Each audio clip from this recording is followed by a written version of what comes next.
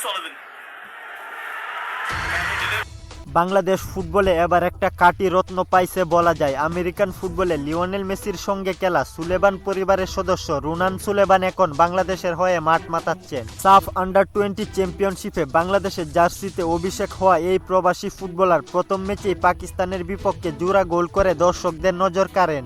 গতকাল গ্রুপ পর্বের সবচেয়ে শক্তিশালী প্রতিপক্ষ ভারতের বিপক্ষেও নিজের শ্রেষ্ঠত্বের প্রমাণ দেন তরুণ এই ফুটবলার। হাই ভোল্টেজ ম্যাচের শুরুতেই চাপে পড়ে বাংলাদেশ। ম্যাচের 17তম মিনিটে বিশাল যাদবের গোলে 1-0 ব্যবধানে এগিয়ে যায় ভারত। এরপর ঘুরে দাঁড়ানোর চেষ্টা করে বাংলাদেশ। একের পর এক আক্রমণ করে প্রতিপক্ষকে চাপে ফেলে আদায় করে নেয় বেশ কয়েকটি কর্নার কিক, তবে সুযোগ কাজে লাগাতে পারছিল না বাংলাদেশ। ঠিক তখনই বাংলাদেশের ত্রাণকর্তা হয়ে সামনে আসেন রুনান সুলেবান। প্রথমার্ধের অতিরিক্ত সময়ে এক কর্নার কিকে রুনান সুলেবানের নিখুঁত ডেলিভারি থেকে গোল করেন আব্দুল রিয়াদ। সমতায় ফিরে বাংলাদেশ। উল্লাসে ফেটে পড়ে বাংলাদেশের সমর্থকরা। শেষ পর্যন্ত ম্যাচটি 1-1 গোলে ড্র হলেও রুনান সুলেবান দেখিয়েছেন তার প্রতিভার ঝলক। গোল করা, সুযোগ তৈরি করা এবং ম্যাচে প্রভাব রাখার ক্ষমতা সবই দেখা গেছে তার খেলায়।